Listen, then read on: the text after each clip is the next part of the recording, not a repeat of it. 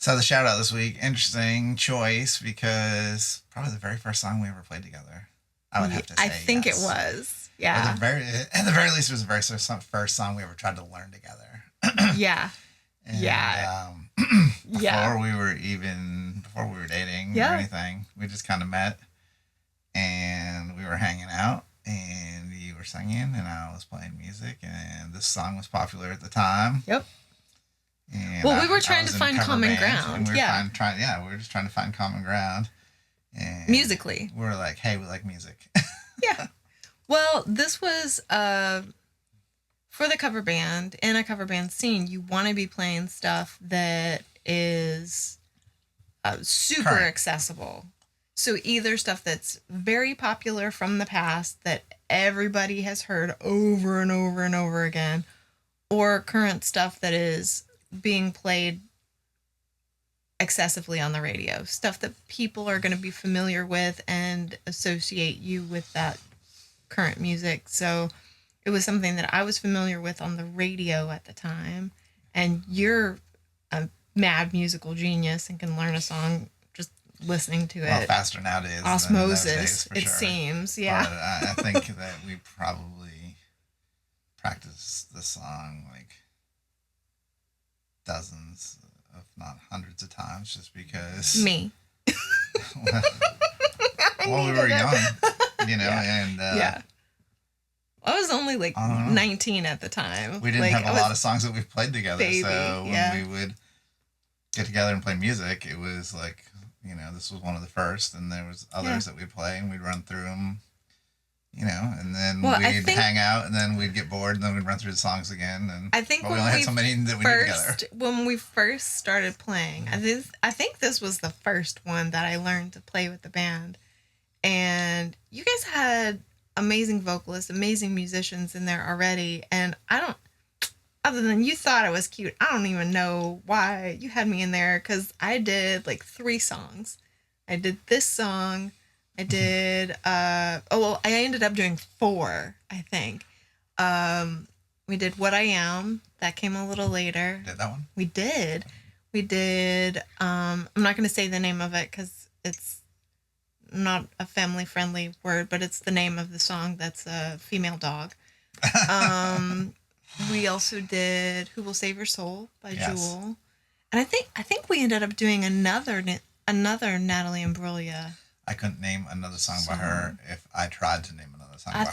I think we did end up doing, it was like close to the end of when we were I think we did maybe like Sixpence None the Richer, because that was pretty new and popular.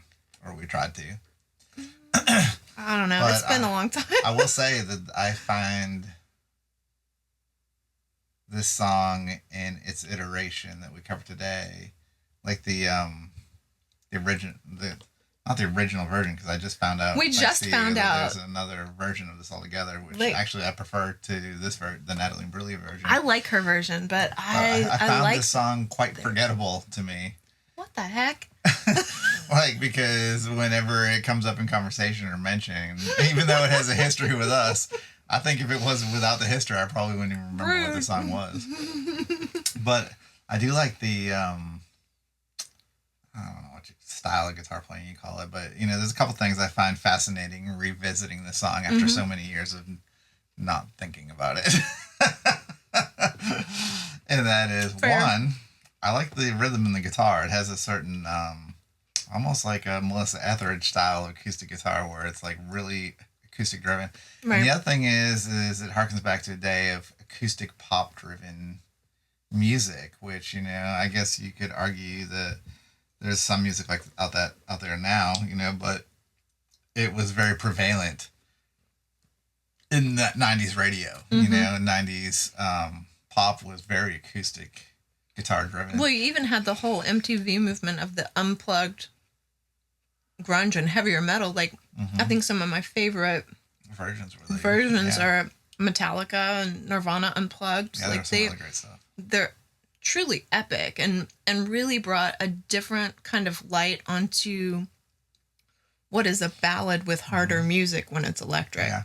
But they're really beautiful songs. Yeah. It's very interesting and very solid music, in those days, of course. Right. Well, they have a lot. I have a lot of emotional attachment to that late 90s, early 2000 music because that's when we were creating the beginnings of our relationship. Sure. So hearing some of those music brings back the feelings that I was feeling at the time of Memories. new love and discovering a whole nother person that, and just the beginning bits and the excitement of learning you and being excited over somebody else being interested to learn me. Yeah. Yeah. It's funny how music can do that for right. people. Even like this is not a happy song. No. by any means. No. But it sparks happy memories for me of us, of our beginning. Yeah. Yeah, I think that music is powerful like that for sure. There's definitely, the song does the same for me. It's just not a song that I have thought about a lot, I guess musically. But when I do think of it, or, the other songs that you mentioned, it definitely takes me back to time and place, But, like, especially, I guess maybe this song after revisiting it, because some of the other songs, like, we have played off and on throughout the years. Right. So there's a lot of different memories attached to those songs through the years, And whereas this song has a more specific time frame associated to when I listen to it in any, with any vigor, I guess you could say. Well, I think another thing that I like about this song, getting off the memory aspect of it, is that polar opposite positioning of the instrumentation to the lyrical content and the melody even, because it is kind of a peppier rhythm, peppier chords or happier chords than I would think should be present. It has a lot of intensity to the playing. It does, yeah. Even just with a single guitar, it's still pretty intense. Which I think is part of the reason, other than you thinking it has been forgettable, that we haven't wanted to visit it, because it doesn't, in my mind, before I gave it a re-listen when we brought up the prospect of doing it for a shout-out, in my mind, it had so much more instrumentation that would be necessary to propel the song. Well, what's interesting to me is re-listening to it is, in my mind, I've always kind of categorized it as like a fluffy pop song, and that's like mostly, in general, I mostly shy away from those types of things. Right. And like Jewel, she could be considered pop as well, but I think that she has a very strong folk element to her. She is a poet. Yeah. Who writes melody. I feel like she's a poet first. Yeah, so I think that with a lot of her songs, except for, she definitely had songs that were much more pop oriented, but a lot of those were co-writes by record labels that wanted. Okay, I have a question for you. Like, define for me what is pop. Like, what makes a song or an artist pop? I guess I have a different mindset as to what pop is that I don't like versus pop that I do like. Okay, so pop in general is just something that's become popular. Pop, that's what I thought. So, just popular. But it does have a certain sound. But popular to me doesn't always mean good, and it doesn't always mean bad. But in my mind, when I dismiss something as pop, I dismiss it as shallower, in both lyrical content and musical content, or either or. In my mind, I think of it that way. Like, a lot of today's pop country, to me, is just that. It's the country artist, pandering to an audience that they think that wants to hear a certain type of song. And oftentimes they are rewarded for it. So why wouldn't they do it, And to me, it's... formulaic. There's no depth. And the music is very formulaic. And, to me... personally, I prefer something that makes me think, either musically or lyrically or both, So a follow-up question to that, then, do you feel like songs, now this is just opinion, do you feel like some of the songs that have become popular, classifying them as pop, become popular because people are looking for the low-hanging fruit? I think that is there's a case to be made for that. And I think that, for me personally, I want something deeper from music, probably because I play an instrument and have a long-standing history with music, but even in the early days, I wanted things that challenged me mentally and physically and spiritually, and I feel that music is it's to me, a good concert is a spiritual experience, Do you feel like it is your responsibility as a listener to bring that spirituality to the music, or do you feel like it's the responsibility of the artist to deliver that, or is it in concert with each other? Yeah, I think you can't have one without the other. I think you can't make meaning. Well, you can to some extent, but I don't think you can make like a spiritual experience out of thin air for someone else either. You can present exactly. You can present things in a certain kind of way, and granted, what I'm looking for, just like in religion, there's many different sects of religion, and a lot of people looking for a lot of different things. So I mean, I'm not looking to just tap my toes and whistle along to a song or a catchy melody or a catchy hook. When I listen to a song, I'm listening for, I want to hear a story that moves me, or a story that entertains me and engages me at a deeper level than just, oh, my foot was tapping here and I don't know what they were singing, but I like the beat, Right. That's I gotta say that I think there's something to be said for that. In my life too. I mean, there's songs that I've listened to, because they get me moving, they energize me, but it's not a song that in my time of most desperate need or in my happiest, joyous moment, that's not a song I'm going to go look up and play, Yeah. So I think that the music is still out there. I think you have to search it out, and I think that I don't ascribe to all music sucks nowadays, or any of that type of stuff. No, not at all. Or that, people, I do think that, I don't even know that people have bad taste in music per se, or you could go as far as saying that. I think a lot of it is dictated by the music industry, because if they know, if there's a certain avenue, it used to be FM radio, now it's Spotify or YouTube or whatever. But if they see the algorithms going in a certain way, and then they're going to force feed certain things, Sure so enough, that doesn't mean that back in the day, something could be strange and weird, but if you played it enough times to enough people, then it would catch on, Right. So a follow-up question to my follow-up question. Is there any low-hanging fruit, some pop music that you have very much enjoyed, or that is the exception to that rule where you go back to? So what we used to call that, and then but I can't even we used to call that in musical circles that I ran in was guilty pleasures. Okay. Artists that you like that maybe you shouldn't like.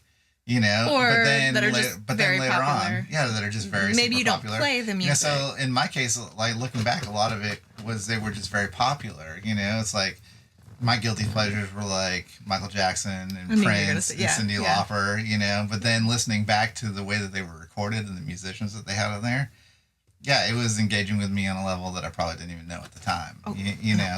So another one of those was Seal. And I just thought his voice was tremendous. Yes, absolutely. It is and was tremendous. Absolutely. So nowadays, there's a song that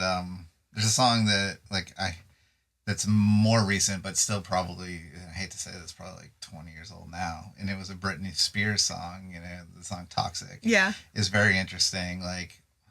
It plays almost every note, even non notes that don't belong, and it has lots of different influences. You can hear in it. You can hear heavy metal influences. You can World hear music. East Indian, Indian music, and all sorts of weird things that are brought in there, and that engages me. I like it. I don't mind pop music if it engages in a certain kind of way. And it can be as simple as, the term I've heard a lot is boyfriend rock, and some people will say that it started with the Spin Doctors, even though they were more of a jam band and they just had the one song that was two Princes, but the whole idea of boyfriend rock is I know you have a boyfriend, but I can love you better than him, so you should dump him, go with me because I'll treat you better, and there's the girl version of that, there's that whole forbidden fruit aspect of pop of I can love you better than the person you're with, you should ditch that person, come with me, because it's a familiar feeling, right? Especially for younger people, they see,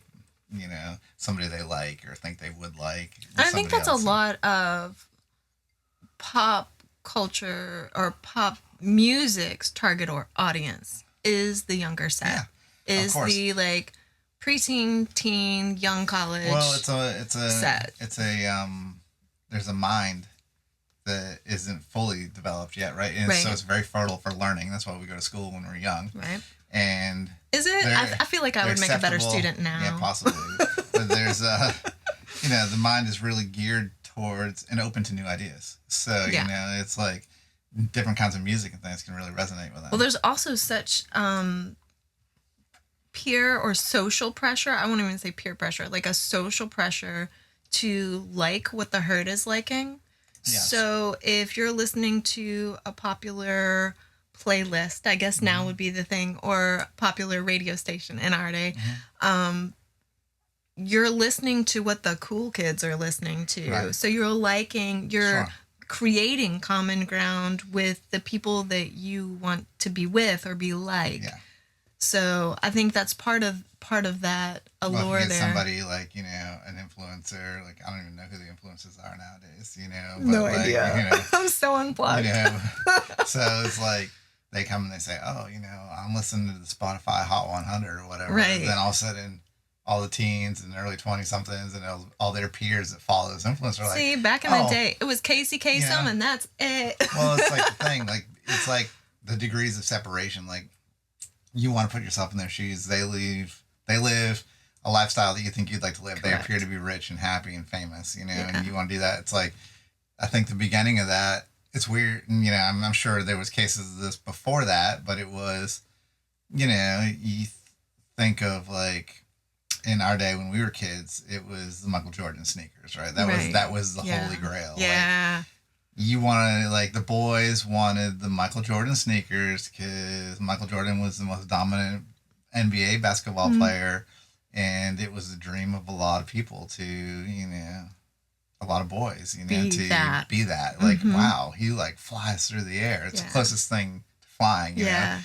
they had this whole on-brand Michael Jordan Air, and all this. Yeah. So it's like, if I have the sneakers, I can be like Mike, and all this. It's like, so I think there's a lot of that. It's like sometimes the marketing catches the wave and cashes in on it. And it's not very tricky what they're doing. What a strange consumer society that we have, though. It is a lot of things are based on a consumer attitude and consuming and like having the thing and then moving on to the next thing and putting that thing aside and then moving on to the next thing and putting that thing aside and then moving on. And before long, we have this whole pile of things that we enjoyed that we forgot that are off to the side. And it makes me kind of sad that, I mean, even you look at appliances, they don't last like they used to. Homes, even. And why do we buy so much stuff and why are we so hard attached to the things? Because I saw this cartoon the other day and it was hilarious. And it was like, it was a father with his daughter and son, and they were opening the garage door. And it was just like a wall of boxes and a spare tire and an old set of golf clubs. All kinds of stuff. And it was like stacked to the ceiling. You couldn't even park a car in the garage, let alone, you couldn't even walk in it, let alone park a car in it. And he just said to his kids, he's like, one day, kids, this will all be yours. And it's like, man, that's like such a change, It's like one day, like, used to all be yours was like, you take over the family land and the family Bible, the family property and maybe the heirloom things. And quilts, now it's like more often than not, it's like the kids have to liquidate all the grandparents or parents, stuff that they accumulated through the eras. Well, it's also stuff like it meant something to the purchaser or the accumulator. Yeah. But the story behind the thing wasn't passed on to the heirs of the thing. So they have less attachment or no feeling attached to the thing or the things have broken. And like me, we saw this video. It's like, oh, this could have potential. This has potential. Yes, everything has potential. But do you have time or energy to do the project that's required to fulfill the potential of the item? And if not, how do we get around to letting go of that thing with its trapped potential? They're emotionally charged, right? Yeah. So, it's tough. And you've heard me say multiple times that I'd rather just have the space to enjoy one or two things than have hundreds of things to have to sort through to find the one or two things that bring me enjoyment. Right. but it's hard because, especially in this day and age, it's like you live multiple lives. You know, Yes. like with us, it's like we've had multiple career paths through the years. You know, Yeah. and of course, music's always been there. So it's Yeah. like not only do you have all the things that do with your career, Yeah. or in the home-based businesses, sometimes multiple at a time, and then you have the things that you need to take care of your house and to take care of Precisely. your vehicles Yeah. and take care of the things to do with your businesses. Well, and things to do with the music. those one or two things that you have chosen for your space that you are trying to enjoy, they break down. Yeah. They need attention, and you need things that can help you give attention to those things. So before long, the things accumulate. They do. They accumulate. Even with the things that you love, like guitars, it's like you need the wrenches to work on them, the strings. Right. You need mandolin strings, you need bass strings, you need guitar strings, acoustic strings, electric and strings. you need proper different space. sizes for different guitars, Humidity slides and capos and humidity and microphones and cables for the microphones and cables for the guitars. Yes. And different cables for different jacks on different guitars. Yeah. And polish for the guitars. Straps. Stands. The list goes on and on and on and on and on, Yeah. and that's just one facet of things.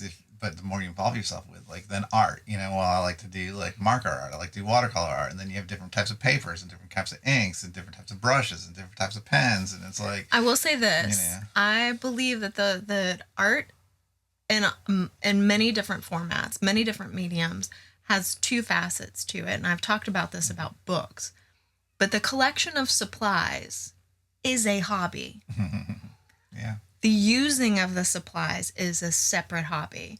So I think it's important to understand that there's a difference, and also that there is an expiration date on things.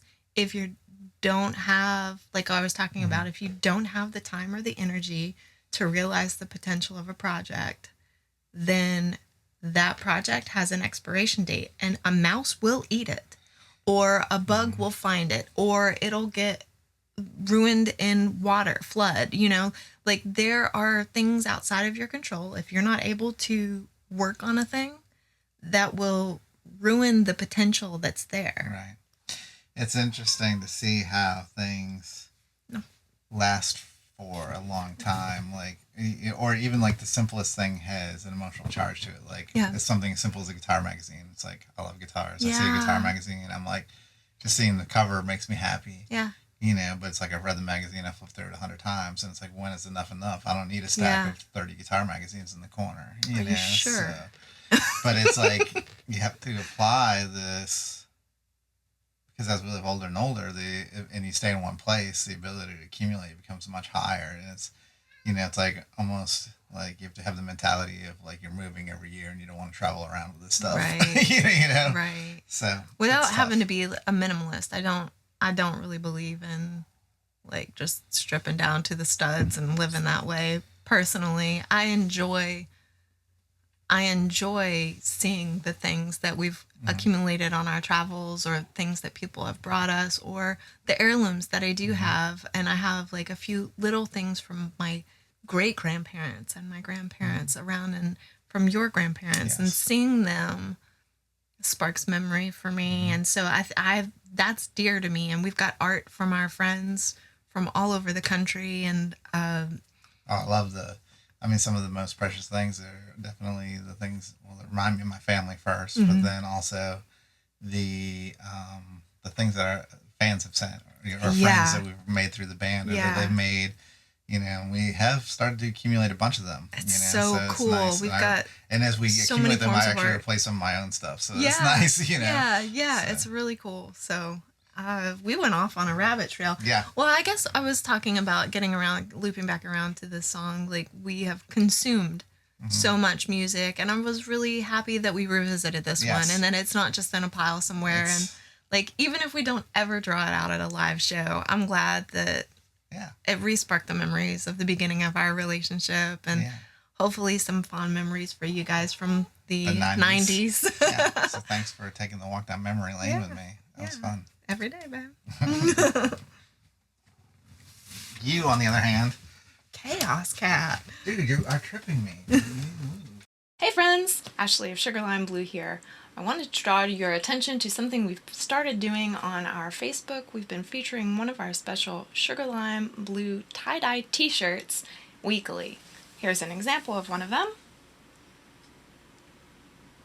You guys seem to be enjoying this, so we're going to keep it up for a little while. So make sure you're looking for us on Facebook with our special weekly Sugar Lime Blue tie-dye t-shirts.